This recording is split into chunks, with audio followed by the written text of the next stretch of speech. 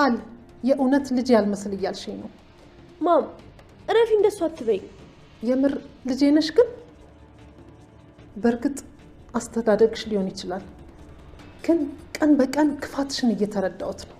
የኔ ልጅ ሆነሽ እንዴት እንደዚህ ሆንሽ? ማም ቆይ ምን እያልሽ ነው? በጣም ነው ልቤን የሰባርሽው። ቆይ እንዴት እንደዚህ አይነት ነገር ትናገረኛለሽ? ምንም ቢሆን እኮ ልጅሽ ነኝ።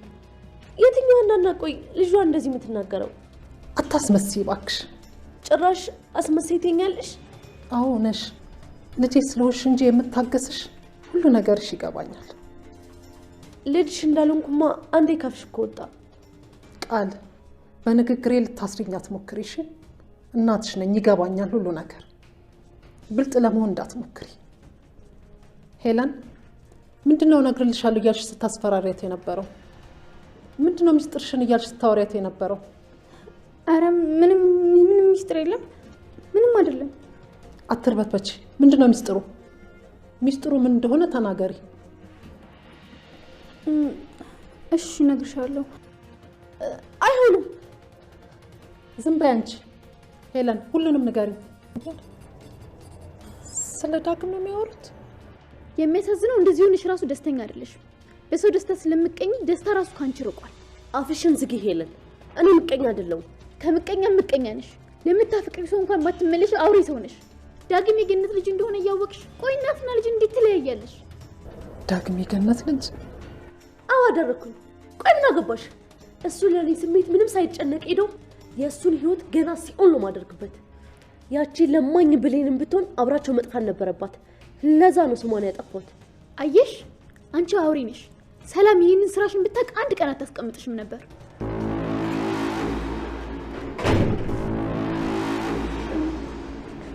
ገነት የዳግም እናት ናት? ማን? መቼ መጣሽ? ደህና ናችሁ ወይ? እንኳን ወደ እኔ ቻናል በሰላም መጣችሁልኝ። ውድ ቤተሰቦቼ እንዴት ናችሁልኝ? ተወዳጁ አደራ ድራማ እንግዲህ ክፍል 35 በጣም አስደናቂ ነገሮችን እያየን እንገኛለን። አሁንም የብሌን እውነት ግን መውጣት አልቻለም። አሁንም የብሌን እውነት እንደተደበሰበሰ ነው። ነገር ግን በጣም ብዙ ነገሮችን ግን እየተማርንበት እንገኛለን። ብዙዎቻችን የምንናፍቀው የብሌን እውነት እንዲወጣ ነው። ምክንያቱም ይች ልጅ ከዚህ በላይ መሰቃየት የለባትም። እናቷ ቤት እየኖረች ነገር ግን እናቷ እንደሆነች አለማወቋ ሌሎች ሰዎች መጥተው በእናቷ ገንዘብና ቤት እያዘዙ እሷ ደግሞ የዛ ቤት ተጨቋይ ሰራተኛ ሆና እየተሰቃየች መኖሯ በጣም ከዚህ በላይ ባይሄድ መልካም ነው እንላለን። እንግዲህ ቃል የዛ ቤት ልጅ ብሌን እንደሆነች ታውቃለች። ነገር ግን እንዴት ብሌን ላይ እንደምትሆንባት ማለት ነው። እንግዲህ ብሌን እናቷ ሰላም እንደሆነች ያወቀች ቀን ግን ለቃል ፈራውላት። እስካሁን ድረስ እንግዲህ ምንም አይነት ፍንጭ አልተገኘም። ነገር ግን የዳግም እናት ወይዘሮ ገነት ብሌን የሰላም ልጅ እንደሆነች ታውቃለች። ይህ ሚስጥር ግን እስካሁን ድረስ እሷን ልጇን አግኝታ ደስታዋን እየገለጠች ነገር ግን ለብሌን ይህን እውነት እስኪ እናጣራ ብላ ይህን እውነት ለብሌን መንገር አልቻለችም። እስካሁን ድረስ ለብሌን አልነገረቻትም። ይህ በጣም ትልቅ ስህተት ነው። ለእሷ ሊነግራት የሚችለው አንድ ሰው ነበረ፣ እሱም ሳሚ ነው። እንግዲህ የዳግም እናት ወይዘሮ ገነት እንደሆነ የተናገረው እሱ ነው።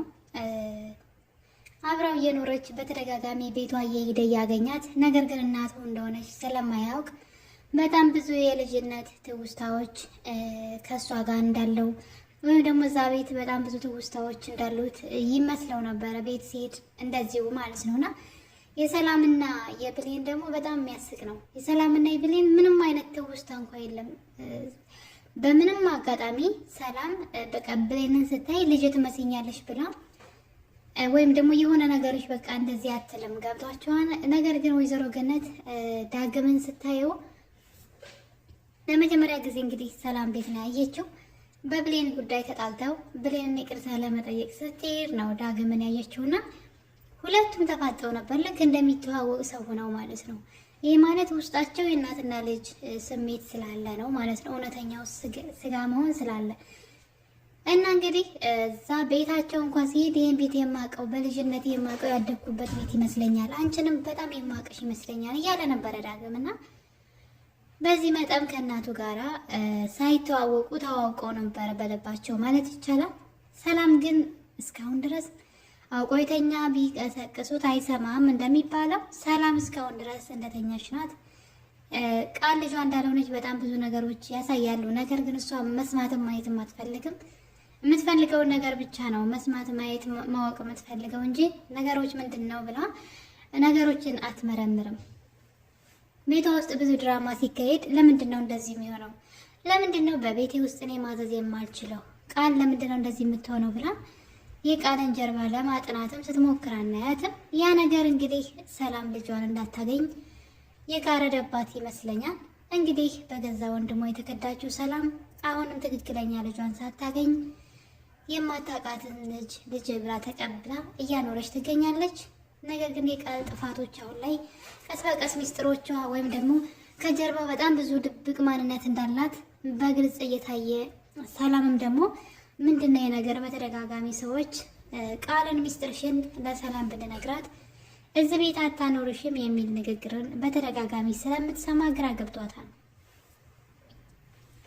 እንግዲህ ዳግም እናቱ ገነት ጋራ ከተዋወቁ ማለት እሱ ካወቃት ቆይቷል። ነገር ግን ሳሚ ይሄን ነገር በሚስጥር ያዘው። በኃይሉ ካወቀ አንተንም እናትህንም ያጠፋችኋል፣ ስለዚህ በሚስጥር ያዘው ብሎት ነበረ።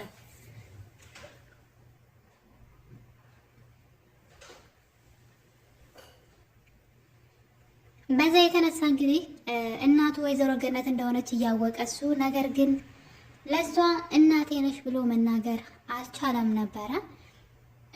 እናም እንግዲህ ብሌን ከሱ ጋር እንዳላይሽ፣ እሱ በጣም መጥፎ ልጅ ነው፣ እሱ ነው እኔና አንቺን ያጣላን፣ ስለዚህ በድጋሚ ከዛ ዳግም ከሚባል ልጅ ጋር እንዳላይሽ ብላ እናቷ ታስፈራራታለች ብሌንን ማለት ነው። እና ብሌን ያን የራሷን መቆጣጠር አልቻለችም። እማዬ እሱ እኮ ለዘመናት ስትፈልግ የነበረው ዳግም ልጅሽ ነው ብላ እንግዲህ ነገሩን ገሃድ አውጥተዋለች ማለት ነው። ተደብቆ የነበረውን ወይም ደግሞ ነገሮች እስኪስተካከሉ በኃይሉ እናንተን እንዳይተናኮላችሁ ነገሩ ይደበቅ ተብሎ ነበረ። ነገር ግን ያንን ማድረግ አልተቻለም። ወይዘሮ ገነት ይህን ነገር ስትሰማ እንግዲህ እየበረረች ወደ ዳግም ቤት ነው ሄደችው። ልጅ አስቡት እንግዲህ ልጇ ቀላል አይደለም።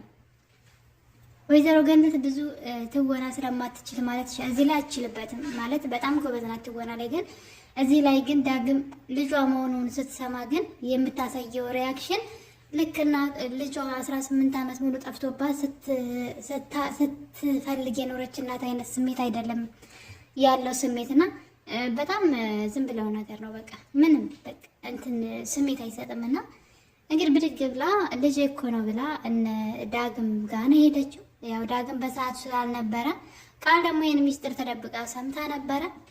ልጄ ዳግም እያለች ስታወራ ወይዘሮ ገነት ቃል ስለሰማች ለአቶ ባይዱ ደውላለት ነበረ። ነገሩን ከበፊትም ታውቂ ይሆን አላውቅም፣ ግን የምታውቅ አይመስለኝም።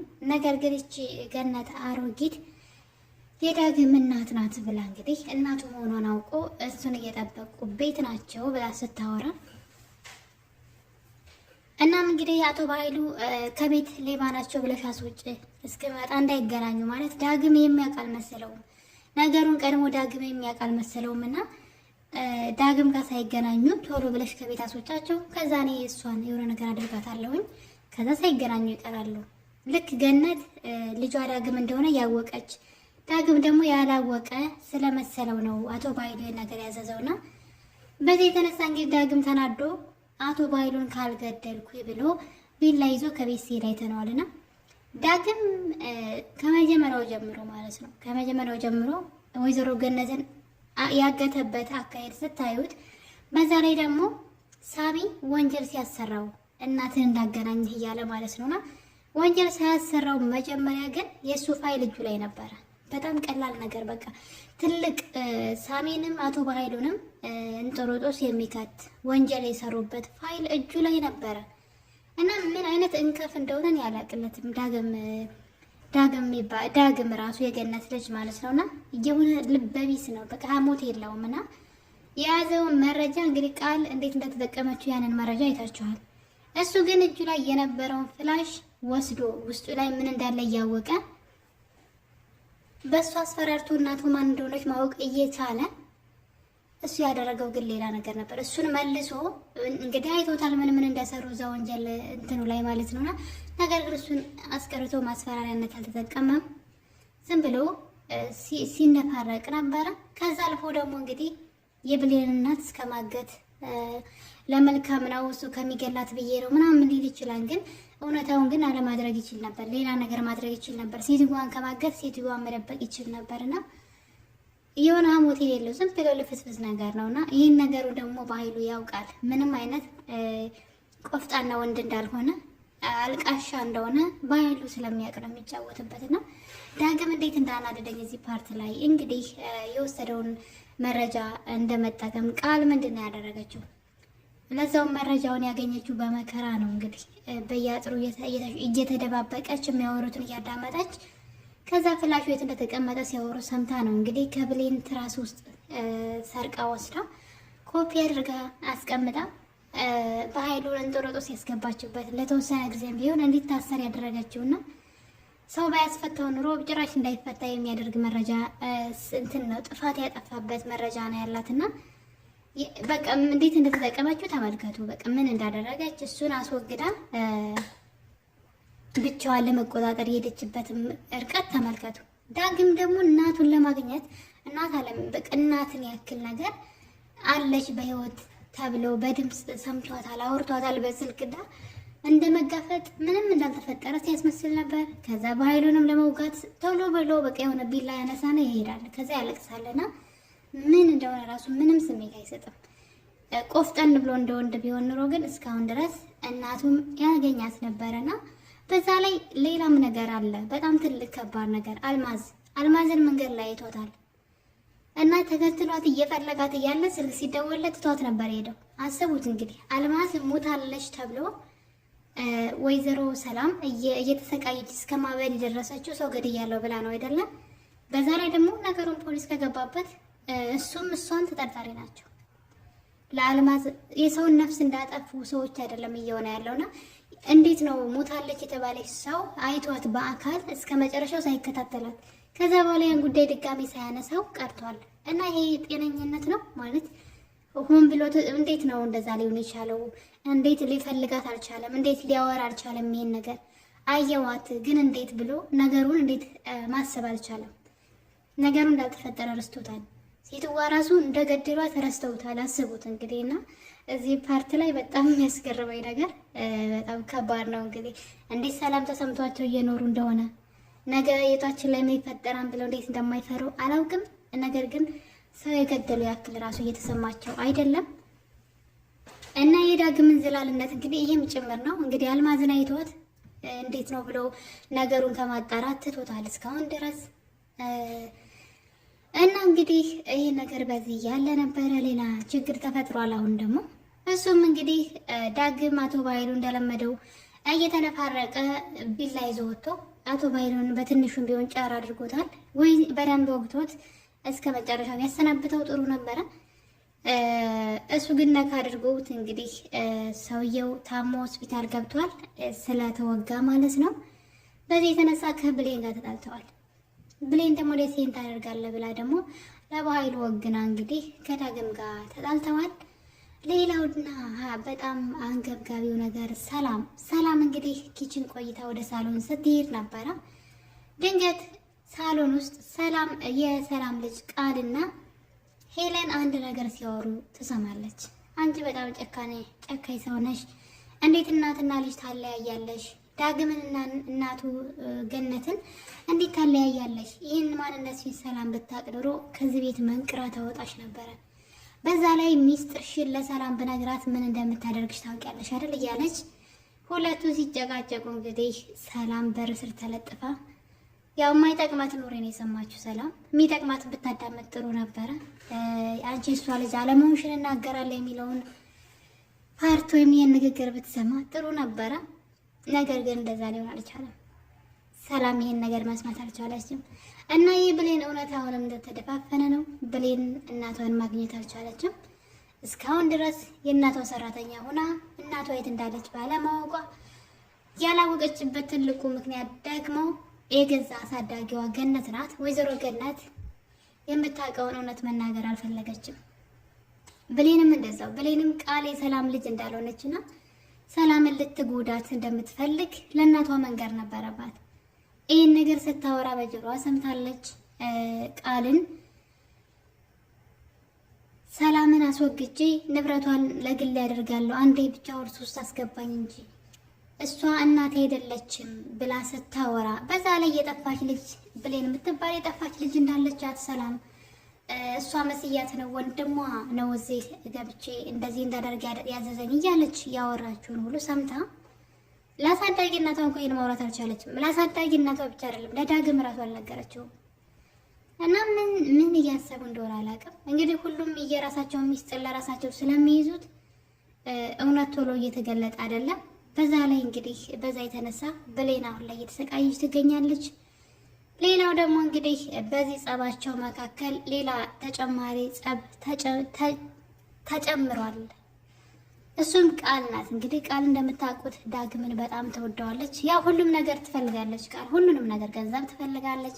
በጣም ጎበዝ ልጅ ናት። በነገራችን ላይ ለምትፈልገው ነገር እስከ ጥግ ድረስ ነው የምትታገለውና ለኔ ጎበዝ ናት። ጥሩ ስራ ባይሆንም የምትሰራው ስራ ግን የምትታገለውን ትግል ሳይ በጣም ነው ማደንቃት። እስከ ጥግ ድረስ ለምትፈልገው ነገር ዋጋ ትከፍላለችና የሰላምን ንብረት ትፈልጋለች። ለዛውን ብቻዋን ነው የምትፈልገው። ከዛ ደግሞ ዳግምን ደግሞ ትፈልገዋለች። ብቻ ከባድ ነው። ነገር ግን እሷ አሁን ላይ እንግዲህ እዚህ ቀደም ብሌን አንድ ፍላሽ ከቃል ላይ ሰርቀው ለመውሰድ ከዳግም ጋር ተነጋግረው ነበረ። እናም አንተስ እሷን ወደ አንተ ክላስ ጥራትና እኔ ከእሷ ክላስ ገብቼ ወስዳለሁ ብላ ነበር። በዛን ጊዜ እንግዲህ ቃል ከዳግም ጋራ ለሌላ አብራው ለመተኛት ነው የሄደችውና ያው እንደምታዩት እንደዚህ ተራቁታ ነው ወደ ክላሱ የሄደችው። እናም ቃልን ስትስመው እሱ ስትስመው ዝም ብሎ ነበረ። ምንም የሚያገናኘው ነገር የለም። በሌላ ነገር ሀሳቧን ማስቀየር እየቻለ እስክትስመው ድረስ ዝም ብሏት ስትስመው ነበረ። ሳመችው። ልጅቷም ደግሞ ፍላሹን ይዛ ወጣች። ለዛውም ልደርስባት ለትንሽ ነው ያመለጠችውና ያ ሚስጥር እንግዲህ እስከዛሬ ቆይቶ አሁን ላይ ዳግም ስሞኛም ብላ ቃል ለብሌን ነግራታለች። እና እንግዲህ ይሄ ትልቁ ጸባቸው ሆኗል። በእርግጥ ዳግም ይገባዋል። እንዝላል ነገር ነው። ምን አስቦ እንደሆነ ማለት ነውና እንግዲህ እስክትስማው ድረስ ዝም ብሎ አይቷል። ስለዚህ ጥፋቱ የሱ ነው። እና ውድ ቤተሰቦቼ አደራ ድራማ አሁንም የብሌን እውነት አልወጣም። የብሌን እውነት መውጫው ጊዜ ናፈቀን። በቀጣይ በሌላ እስከምንገናኝ አመሰግናለሁ። ባይ